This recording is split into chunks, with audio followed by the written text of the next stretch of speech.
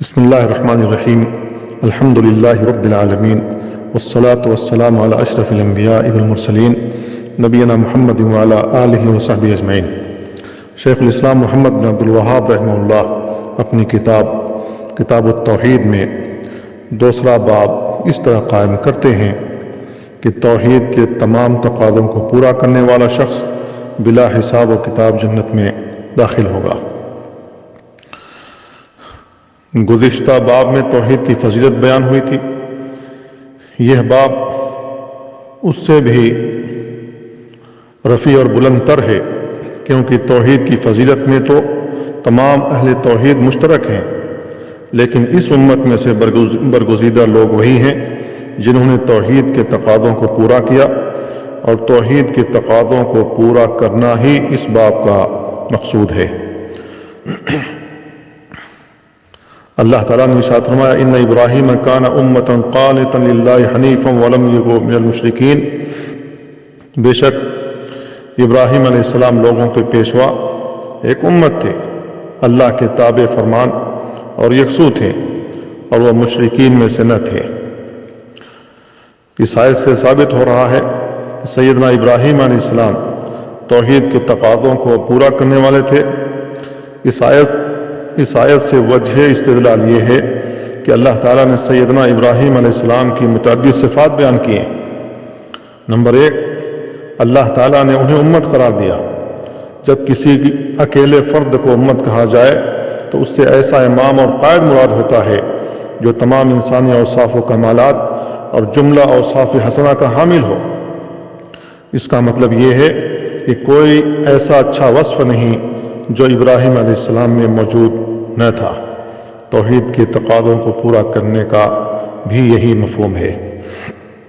Number 2، اس آیت میں اللہ تعالیٰ نے ابراہیم علیہ السلام کو قانتا للہ یعنی اپنا تابع فرمان قرار دیا۔ اس سے ثابت ہوتا ہے کہ وہ اللہ تعالیٰ کے دائمی عبادت گزار اور عقیدہ توحید کی ایک ایک تقاضے پر پوری طرح کاربند تھے، مکمل طور سے اس پر عمل کرتے تھے۔ نمبر 3، اللہ تعالیٰ نے ابراہیم علیہ السلام کا ایک وصف حنیف بھی بیان کیا ہے، یعنی وہ مشرکین کے غلط عقائد و نظریات اور ان کے طور و اطوار سے مکمل طور پر گریزاں اور اللہ تعالیٰ کی طرف یکسو تھے، کیونکہ مشرکین کے نظریات شرک و بدعت اور معصیت سے لبریز ہوتے ہیں، اور ان میں اللہ تعالیٰ کی طرف انابت، توجہ اور استغفار کا نام بھی نہیں ہوتا ہے۔ نمبر 4، اللہ تعالیٰ نے فرمایا ابراہیم علیہ السلام مشرکین میں سے نہ تھے، یعنی وہ کسی بھی قسم کا شرک نہیں کرتے تھے، بلکہ وہ اس سے دور رہتے تھے اور ان کا مشرکین سے کوئی تعلق بھی نہ تھا۔ اسی وجہ سے اللہ تعالیٰ نے ابراہیم علیہ السلام کی زندگی کو ہمارے لیے اسوہ قرار دیا۔ فرمان باری تعالیٰ ہے قد کانت لکم اسوۃ حسنہ فی ابراہیم والذین معہ اذ قالوا لقومہم انا براء منکم ومما تعبدون من دون اللہ کفرنا بکم وبدا بیننا وبینکم العداوۃ والبغضاء ابدا حتی تؤمنوا باللہ وحدہ۔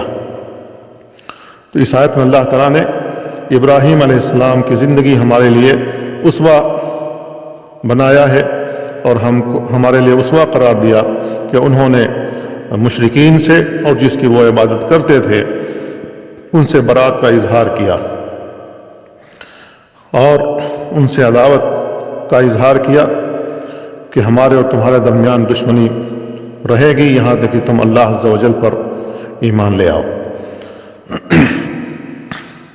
شیخ الاسلام محمد بن عبد الوہاب رحمہ اللہ کے ذہن میں یہ تمام معنی موجود تھے، اسی لیے اسی کے پیش نظر انہوں نے اس باب میں اس آیت کو ذکر کیا ہے۔ نیز اللہ رب العالمین نے بیان فرمایا والذین هم بربهم لا یشرکون، اہل ایمان وہ ہیں جو اپنے رب کے ساتھ کسی کو شریک نہیں ٹھہراتے۔ اس آیت میں بھی شرک کی نفی اور انکار ہے، کیونکہ قاعدہ ہے کہ جب فعل مضارع پر حرف نفی آئے تو اس سے اس فعل کے مصدر کی عمومی نفی مراد ہوتی ہے، کیونکہ اللہ تعالیٰ نے فرمایا یہ وہ لوگ ہیں جو اپنے رب کے ساتھ شرک اکبر کرتے ہیں، نہ شرک اصغر اور نہ شرک خفی، یعنی یہ اللہ تعالیٰ کے ساتھ کسی قسم کا شرک نہیں کرتے۔ جو شخص شرک نہ کرے وہ موحد ہوتا ہے۔ اہل علم فرماتے ہیں کہ اس آیت میں بربہم کی تقدیم اس لیے ہے کہ ربوبیت عبودیت کو مستلزم ہے، یعنی ربوبیت میں عبودیت کا معنی پایا جاتا ہے، اور انہی لوگوں کی صفت ہے جنہوں نے توحید کے تمام تقاضوں کو پورا کیا۔ شرک نہ کرنے کا ایک مفہوم یہ بھی ہے کہ انسان اپنی خواہشات کو بھی اللہ تعالیٰ کا شریک نہ بنائے، کیونکہ جو شخص خواہشات نفس کو اللہ تعالیٰ کا شریک بنا لیتا ہے وہ بدعات پر عمل کرنے لگتا ہے، یا کم از کم معصیت کا مرتکب ضرور ہوتا ہے۔ لہذا شرک کی نفی سے شرک کی تمام اقسام نیز بدعت اور معصیت کی بھی نفی ہو جاتی ہے۔ اللہ تعالیٰ کی توحید کے تقاضے پورے کرنے کا یہی مفہوم ہے۔ حسین بن عبد الرحمن رحمہ اللہ کہتے ہیں کہ میں ایک دفعہ سعید بن جبیر رحمہ اللہ کی خدمت میں حاضر ہوا تو انہوں نے کہا تم میں سے کسی نے رات کو ٹوٹا ہوا تارا دیکھا تھا؟ میں نے کہا جی ہاں میں نے دیکھا تھا۔ پھر ساتھ ہی یہ بھی کہہ دیا میں اس وقت نماز میں مشغول نہ تھا بلکہ مجھے کسی زہریلی چیز نے ڈس لیا تھا۔ سعید بن جبیر رحمہ اللہ نے پوچھا تو پھر تم نے کیا کیا؟ میں نے بتایا کہ میں نے دم کر لیا۔ انہوں نے پھر دریافت کیا تم نے ایسا کیوں کیا؟ میں نے کہا کہ ہمیں شعبی نے ایک حدیث بیان کی، اس کی بنا پر میں نے دم کر لیا۔ انہوں نے پھر پوچھا شعبی نے تمہیں کون سی حدیث سنائی ہے؟ میں نے جواب دیا کہ انہوں نے بریدہ بن حصیب رضی اللہ تعالیٰ عنہ سے مروی ایک حدیث بیان کی ہے، لا رقیت الا من عین او حمہ۔ مسند احمد کی روایت ہے کہ نظر بد اور کسی زہریلی چیز کے ڈسنے کے سوا کسی اور صورت میں دم جائز نہیں ہے۔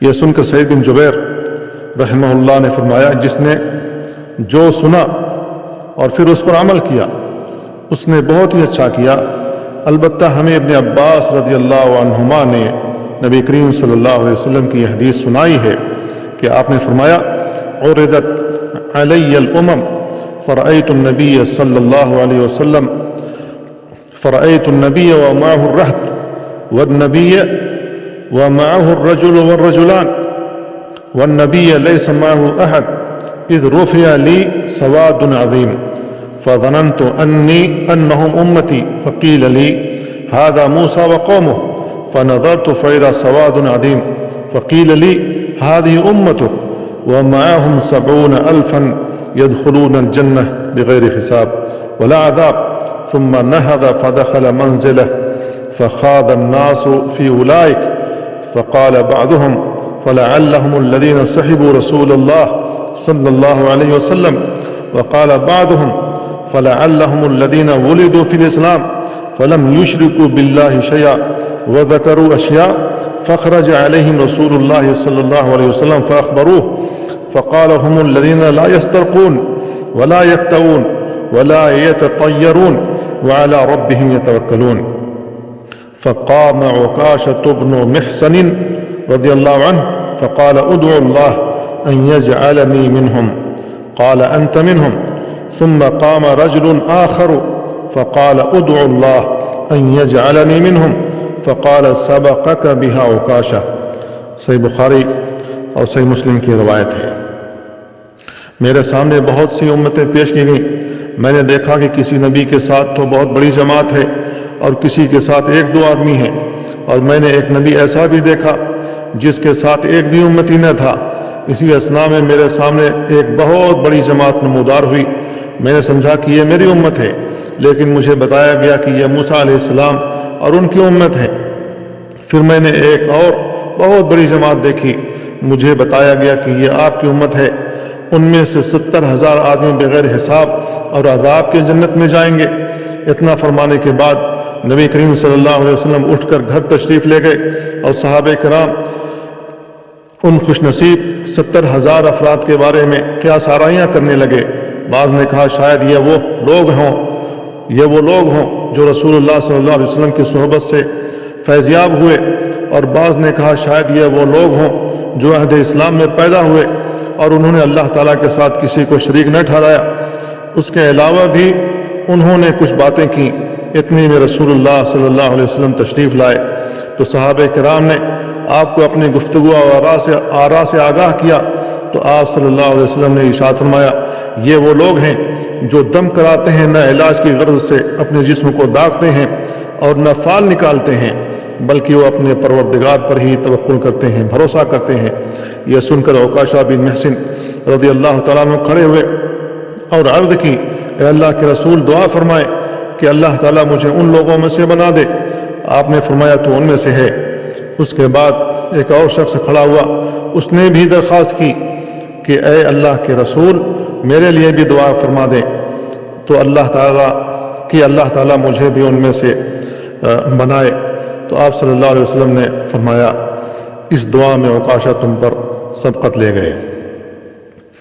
اس حدیث کا یہ مفہوم قطعاً نہیں ہے کہ موحدین اسباب سے انکاری یا وہ اسباب کو بالکل اختیار نہیں کرتے، جیسا کہ بعض لوگوں کو غلط فہمی ہوئی اور انہوں نے اس حدیث سے یہ مفہوم اخذ کیا کہ توحید کا اعلیٰ درجہ یہ ہے کہ انسان کوئی ذریعہ یا سبب اختیار ہی نہ کرے اور بیمار ہونے کی صورت میں کوئی دوا بھی استعمال نہ کرے۔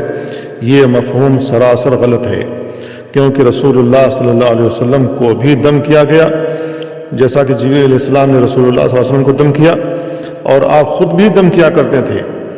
آپ نے خود بھی علاج معالجہ کیا اور امت کو علاج معالجہ اور دوا استعمال کرنے کی اجازت دی۔ نیز آپ صلی اللہ علیہ وسلم نے ایک صحابی کو زخم داغنے کا بھی حکم دیا۔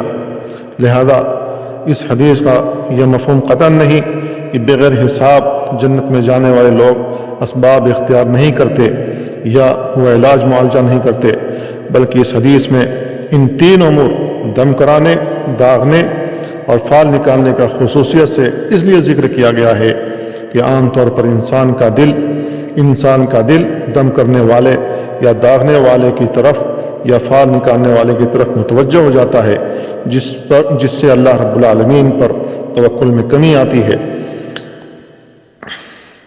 جبکہ یہ بات شرعاً معروف ہے کہ علاج معالجہ کرنا مشروع ہے۔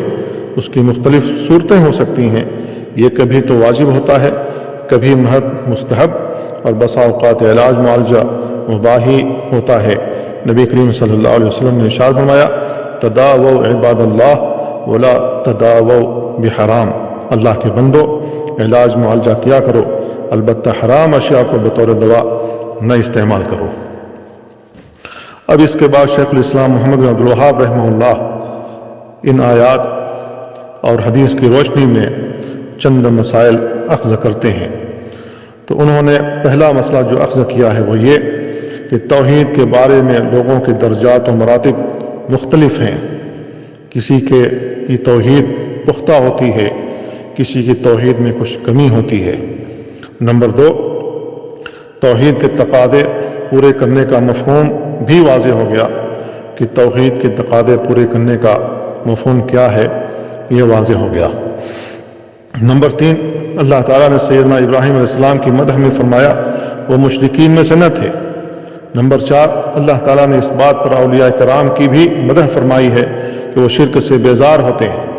نمبر پانچ، دم اور جسم داغنے کے طریق علاج کو ترک کرنا توحید کے تقاضوں کو پورا کرنا ہے، جبکہ دم کرانا جائز ہے اور جسم پر گرم چیز سے داغنا بھی علاج معالجے کے لیے، جبکہ علم ہو کہ اس کے ذریعے سے یہ مرض ٹھیک ہو جائے گا تو جسم داغنے میں کوئی حرج بھی نہیں ہے۔ لیکن اگر کوئی شخص ایسا نہ کرے تو گویا کہ توحید کے تقاضوں کو وہ پورا کر رہا ہے۔ نمبر 6، ان اوصاف کا احاطہ کرنا ہی در حقیقت توکل ہے۔ نمبر 7، صحابہ کرام رضی اللہ عنہم کے علم کی گہرائی اور ان کی حقیقت پسندی کا بھی پتہ چلتا ہے۔ وہ یہ سمجھتے تھے کہ بلا حساب جنت میں جانے والوں کو یہ بلند مقام اور مرتبہ محض عمل کی بدولت حاصل ہوگا۔ نمبر 8، یہ بھی واضح ہوا کہ صحابہ کرام خیر اور نیکی کے کاموں پر کس قدر حریص تھے۔ نمبر 9، امت محمدیہ درجات کی بلندی اور کثرت تعداد کے لحاظ سے تمام امتوں سے افضل اور برتر ہے۔ نمبر 10، موسیٰ علیہ السلام اور ان کی امت کی فضیلت بھی عیاں ہوتی ہے۔ نمبر 11، نبی کریم صلی اللہ علیہ وسلم کے سامنے تمام امتیں پیش کی گئیں۔ نمبر 12، ہر امت کو اپنے نبی کے ساتھ الگ اٹھایا جائے گا۔ نمبر 13، انبیاء کی دعوت کو بالعموم بہت تھوڑے لوگوں نے قبول کیا۔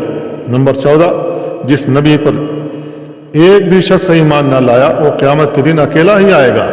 نمبر 15، کثرت تعداد پر غرور اور قلت تعداد پر پریشان نہیں ہونا چاہیے، کیونکہ قلت یا کثرت معیار حق نہیں ہے۔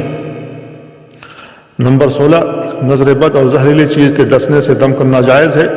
نمبر 17، سعید بن جبیر رحمہ اللہ کی قول قد احسن من انتہا الی ما سمع، جس نے اپنی شنید کے مطابق عمل کیا اس نے اچھا کیا، سے سلف صالحین کے علم کی گہرائی کا پتہ چلتا ہے۔ نیز یہ بھی معلوم ہوا کہ پہلی حدیث دوسری حدیث کے خلاف نہیں ہے۔ نمبر 18، سلف صالحین بے جا تعریف و ستائش سے پرہیز کیا کرتے تھے۔ نمبر 19، رسول اللہ صلی اللہ علیہ وسلم نے وقاشہ رضی اللہ تعالیٰ عنہ سے فرمایا انت منہم، تو ان میں سے ہے۔ آپ کا یہ قول آپ کے صدق اور نبوت کے دلائل میں سے ایک دلیل ہے۔ نمبر 20، وقاشہ رضی اللہ تعالیٰ عنہ کی فضیلت بھی ثابت ہوتی ہے کہ وہ جنتی صحابی ہیں اور بلا حساب و کتاب جنت میں داخل ہوں گے۔ نمبر 21، بوقت ضرورت تصریح کی بجائے اشارہ و کنایہ میں گفتگو کرنا جائز ہے۔ آپ نے وقاشہ کے بعد دوسرے آدمی سے صاف نہیں فرمایا کہ تو ان میں سے نہیں، بلکہ یہ فرمایا کہ تم پر وقاشہ سبقت لے گئے۔ نمبر 22، وقاشہ رضی اللہ تعالیٰ عنہ کے بعد دعا کی درخواست کرنے والے دوسرے آدمی کو بڑے احسن انداز کے ساتھ بٹھا دینے اور خاموش کرا دینے سے یہ بھی معلوم ہوا کہ رسول اللہ صلی اللہ علیہ وسلم انتہائی اعلیٰ اور احسن اخلاق کے مالک تھے۔ اللہ تعالی ہمیں توحید کے تقاضوں کو پورا کرنے کی توفیق عطا فرمائے۔